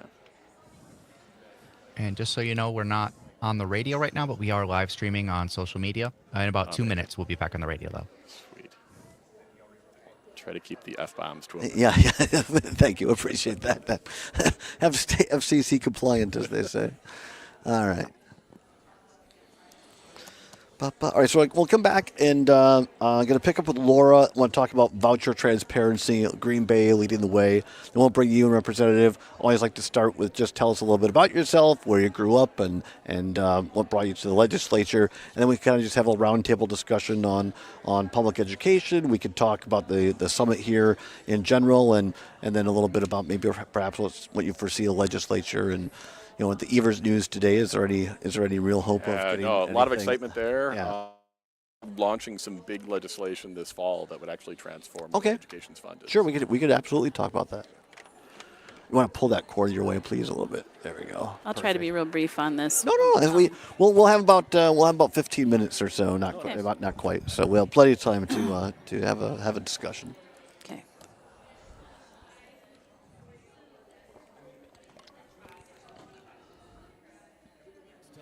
On 92.7 WMDX and the Civic Media app. Doctors Without Borders is delivering life-saving medical care where it's needed most in communities around the world. From bandaging war-wounded patients in Sudan to providing clean drinking water in Haiti. Beyond in we're about more 30 than seconds. 70 Thank you much, Ryan. Thank you very much, Summers. Sorry, it's been You're welcome, Doc. It's been a crazy day up here. I mean, in a good way, but just Thank you for being here. Oh, our That's cool. pleasure. I love doing this. All right, here we go.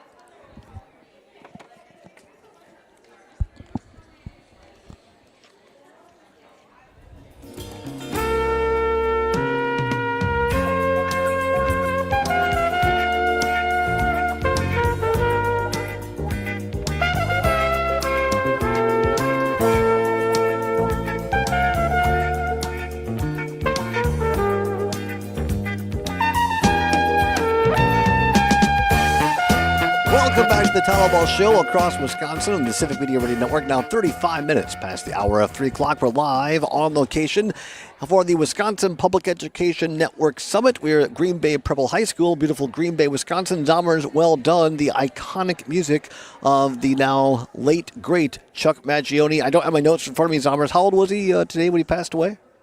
He was, I just saw If you don't it, know, I that's fine. believe- It is 80s, I believe 84. Well, yeah, I believe 84.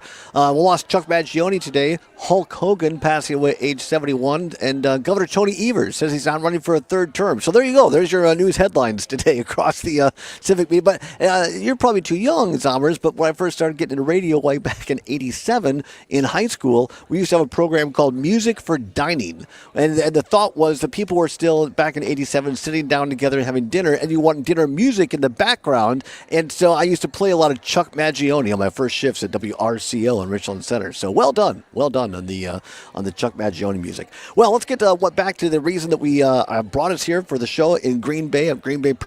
For those watching on the stream, Facebook, YouTube, Twitter, and X, whatever you want to call it. There it is, the Preble Pride, the Hornets logo in the background, the beautiful Commons area here. It is a product of the great support of voters in the Green Bay Area School District here. And joining us at the table, we have Laura McCoy. She is a member of the Green Bay School Board. And also joining us at the table, State Representative Ryan Clancy of the 19th Assembly District, Bayview River West area. A more towards Milwaukee representative, but glad to have you up here in Green Bay. It is fantastic to be here, and what an amazing school to be in. Yeah, it really is. It really is a part of what makes Wisconsin great. We're going to get back to Representative Clancy in a minute, but Laura, I wanted to follow up with you because it's another indicator of successes in public education in a place, the last couple of elections, Brown County, the Valley, as they say up here, is tending to be a bit more purple, but historically it's voted more red in the Republican column. But Green Bay voters have led the way in something called voucher transparency. First, what is it, and why is this important? Well, in fall of 2023, our school board passed a resolution asking our city council to support us in putting the money that our district loses to voucher schools on the tax bill. Because as it was, you would see a certain amount that went to Green Bay Area Public Schools. Well, that's actually not really accurate.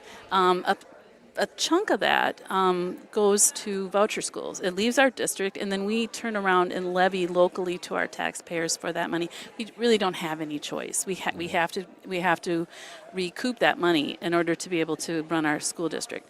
So we passed that resolution unanimously as a board, and we brought it before the city council, and there was some maneuvering going on, and it got tabled. So we were like, okay, now what? So we brought it back this last spring. We had a different city council. An election had happened. So, and with a lot of work from a lot of people, it passed. And I think we're the first school district in the the first city in the state who has done that. Now, a hot topic today at this summit is other districts and cities wanting to do exactly that as well. Because if you're going to ask your taxpayers to constantly pony up more money to support their public schools, you should let them know what they're losing to voucher schools. And that money leaves you have no control over it. It goes to schools where they don't have the same amount of transparency. They don't have an elected school board. You know, that money, that's taxpayer money leaving your district. And so we lost about $12.5 million last year. Wow. That's real money. Yeah, real money. Right? And that doesn't even include like a charter school that we give a lot of money to, like $1.1 million for a charter school here. It's a lot of money, and taxpayers ought to know that, and they ought to be able to see that on their tax bill. So the city council took that vote. It was tied, and the mayor broke that tie, and that information will be on our tax bill, our property tax bills for the city of Green Bay.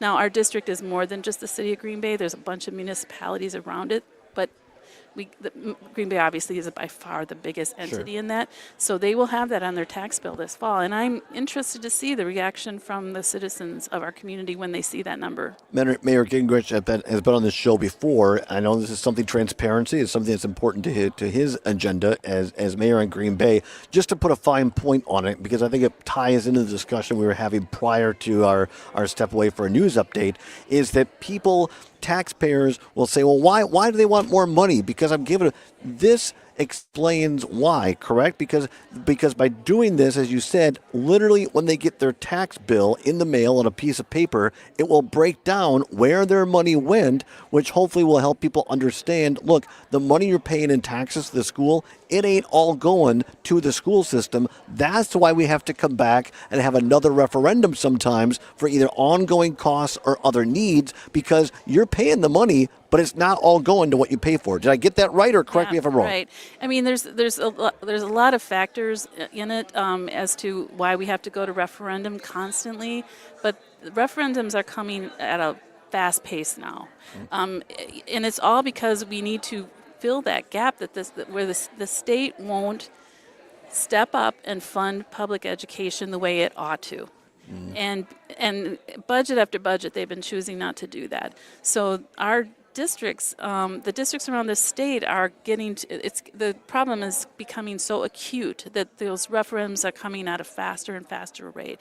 Now we're going to have to go to referendum next year. In Green Bay. We just passed one last fall, right? For ongoing costs, or? This one will be an operational one, which is just money. Right. I mean, I don't know exactly. Literally keep the lights on. Yeah, I mean, we've done a lot of fine work around facilities, but this next one is going because we're currently operating under an operational referendum, but that was for a 10-year period, and it's going to fall off next year, and we need to go back to the voters again. And at some point, they're going to be like, wait a minute. Right. What's going on? Yeah. Before we hand it off to our Representative Clancy, let's very quickly, if you could, just to make sure that I'm clear and our listeners are clear, people are going to say, wait a minute, did she say that our tax money just gets given to somebody else beyond our public schools? It's the Republican-controlled legislature that allowed that to happen, correct? Yes. Absolutely.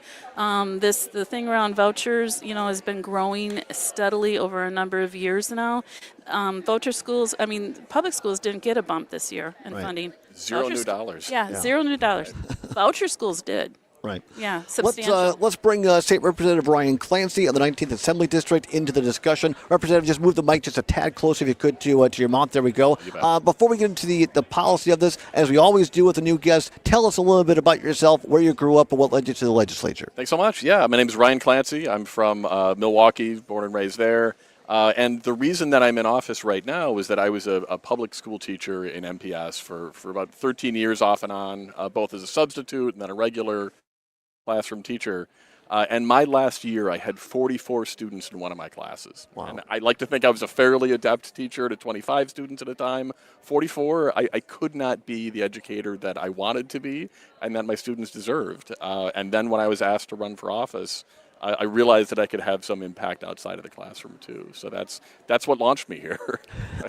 And how long have you been in the legislature? Forgive me. This is my second term. So yeah, moving into my third year now. Prior to that, I was a county supervisor in Milwaukee. So let's pick it up on what Laura just said there, because I think this is so important. I really appreciate you bringing this topic up, because this is a great. I think too often we get caught, I'm as guilty as anybody, in just the bomb throwing. All these people are bad, or that side's bad. But once you break it down and explain it, this tells the whole story. And when people are getting their tax bills, and because I'm a big believer in transparency, and you say that, oh, wait a minute, my money that I was told going to my public schools is being taken away for voucher/private schools. Representative, talk about this from a legislative perspective. I was a Republican for 30 years, left the party in 2011 because, you can say what you want about former Governor Tommy Thompson, but 2/3 funding, even that hasn't been maintained for a party. Different party. Wouldn't it be great if the legislature picked up 2/3 today? Right. And I'm so appreciative for what's happening here in Green Bay. It's amazing to see you folks kind of leading the way on transparency, because the problems here in Green Bay are not just Green Bay's problems, right? We have every year, the most recent numbers are that over $800 million a year being siphoned out of our public schools and into these unaccountable, non-instrumentality charter schools and voucher schools. And most people don't know that. So that transparency is really key.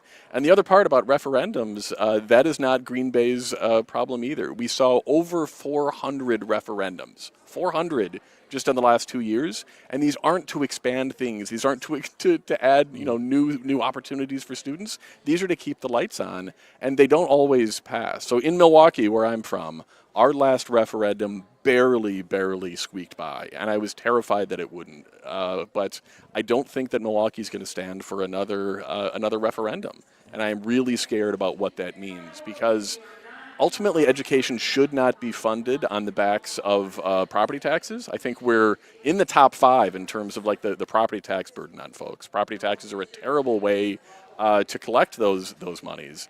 What we should be doing, and what I'm going to call for this fall, we'll have legislation, would stop paying for education with property entirely and have that be general state aid, and raise those things. What that would do is actually cut everybody's property tax in more than half, from $4,200 on average to about $1,600, and all we have to do is tax the rich and corporations. We're talking with State Representative Ryan Clancy of the 19th Assembly District in the Milwaukee area, and also Laura McCoy. She is a member of the Green Bay School Board. We are live on location at Green Bay Preble High School for the Wisconsin Public Education Network Summit.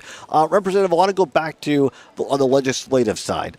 My former party likes to talk about, I call it the doggy, but the DOGE, the Department of Government Efficiency in D.C., and now I think Robin Voss, the speaker, came up with some goofy thing about the GOAT or something. It seems like if you went to the common sense would say, okay, we might not agree on anything else, Speaker Voss, but can we agree that we want transparency in our government? Let's join together and have a state bill that Governor Evers can sign before he leaves office that requires what's happening in Green Bay to be on every taxpayer's roll. It is galling to me that anybody would vote no for a basic transparency measure. And it's very clear. I mean, this is the Republican agenda. It's transparency, austerity for public schools, and it's whatever, the unaccountable, private charters want to do. And there is a massive double standard there. And yeah, I mean, asking Republicans, it makes them a little bit nervous. And in fact, in an audit committee last term, we were able, when they were trying to just audit public schools, to slip in that they would also, audit non-municipality charter schools. And we considered that a win when it's just good governance to apply the same standards to all schools of transparency, of basic accountability. I can promise you that there was pushback here in Green Bay, and some of the people that showed up to push back were some of the people that were in the state legislature when in the 90s, and they showed up at our city council and took a stand against transparency on our tax bills. Wow. And it takes a lot to get this across the finish line. A lot of people had a hand on this. Like we had a unanimous school board. We had a superintendent support it. We had a city council that supported it, a mayor, and local electeds. Yeah. Laura McCoy, Green Bay School Board member, and State Representative Ryan Clancy. Appreciate you both. We really appreciate you stopping by. Have a great day. Our pleasure. Come on back. We'll wrap things up here live in Green Bay. Don't go anywhere across the Civic Media Radio Network.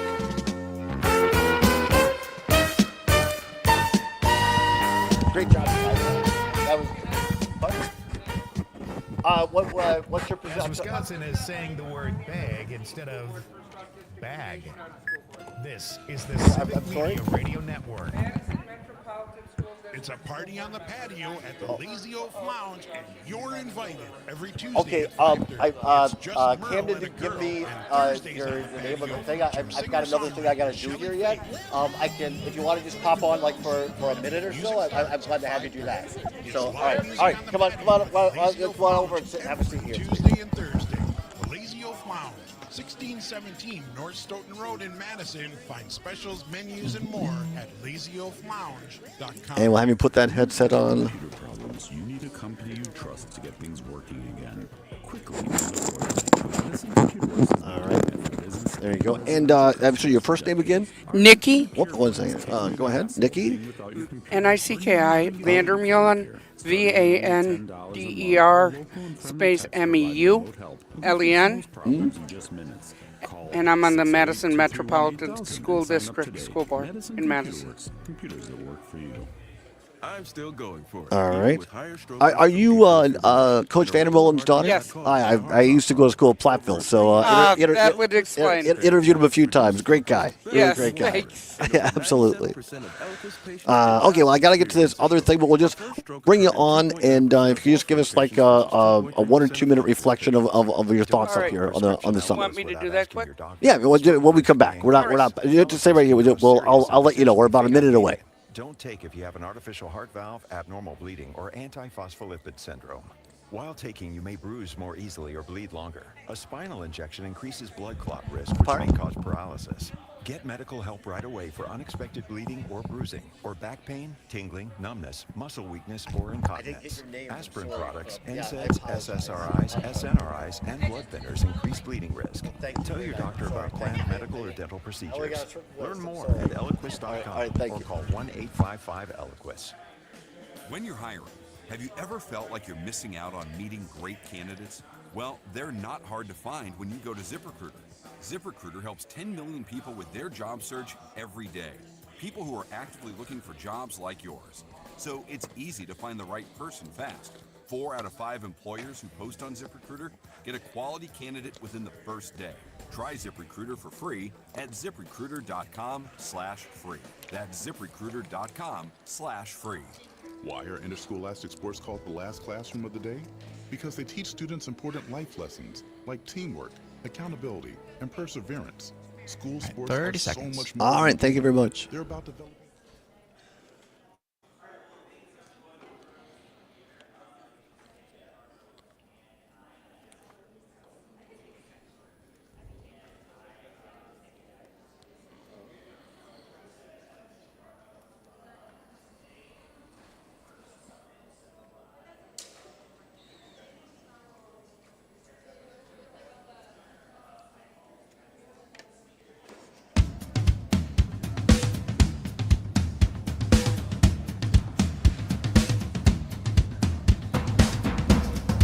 Welcome back to the Todd Allbaugh Show, live on location at Green Bay Preble High School for the Wisconsin Public Education Network Summit. Glad to have you along. 8 minutes before the hour of 4 o'clock.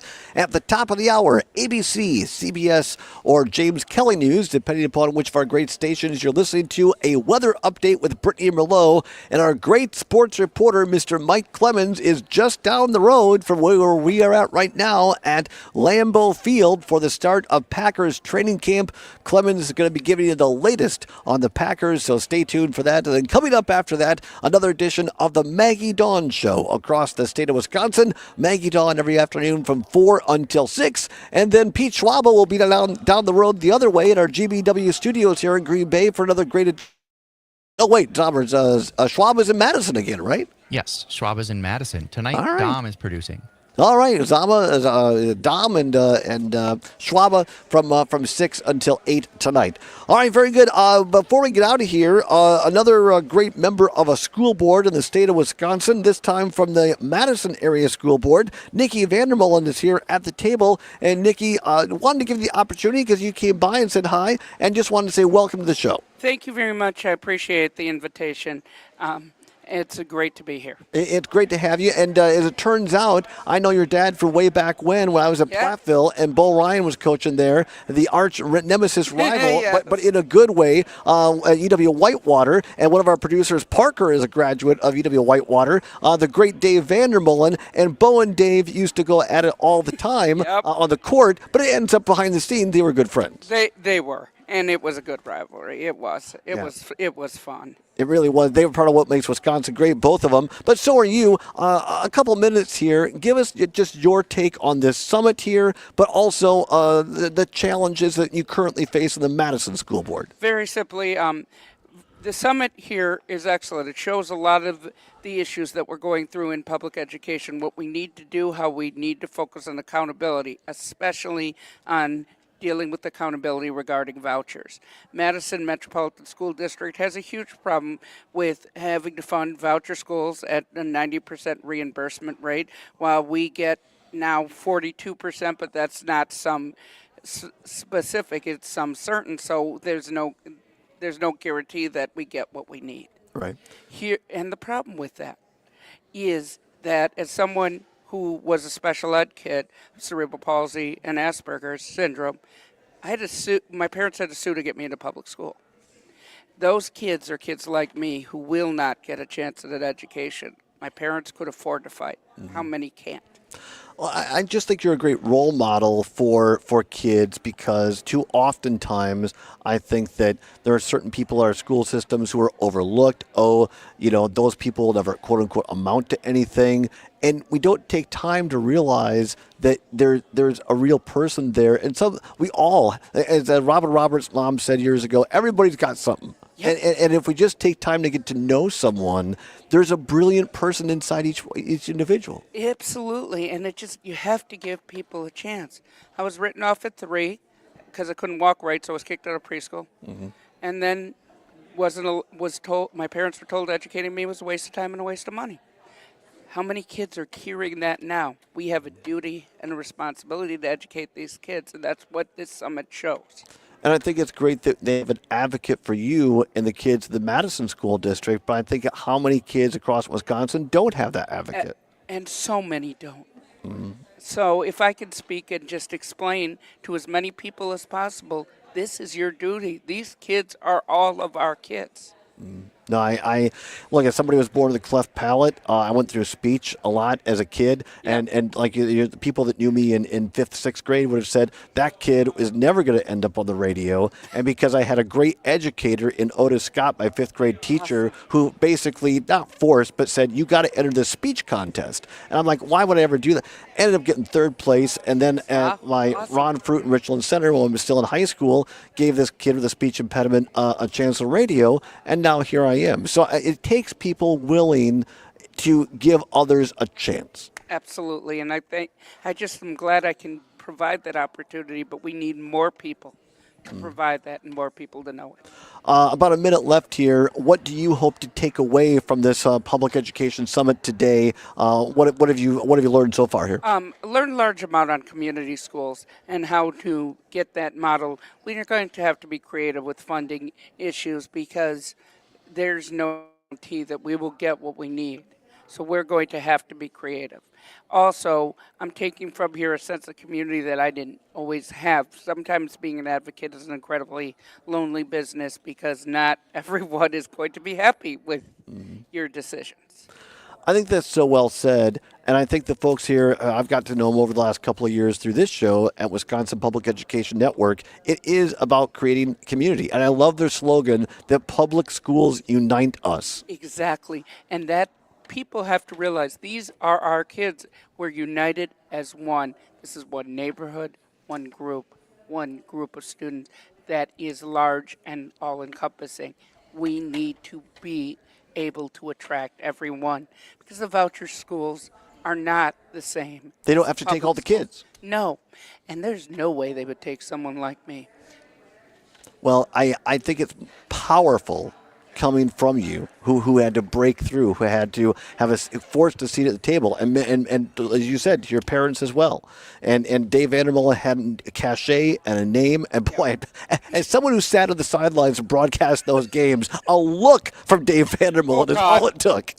They actually read an article when he retired, the Janesville Gazette, that said Blair retires.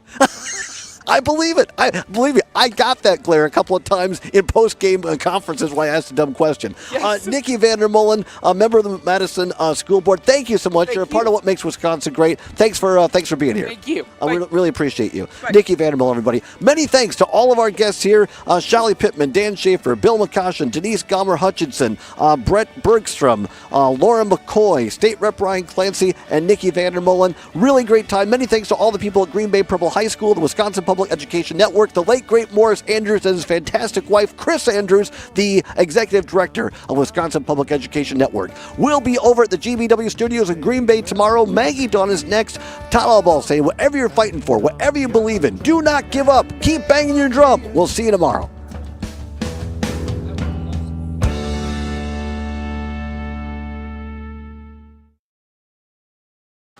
All right, everybody. Appreciate you. Have a great day.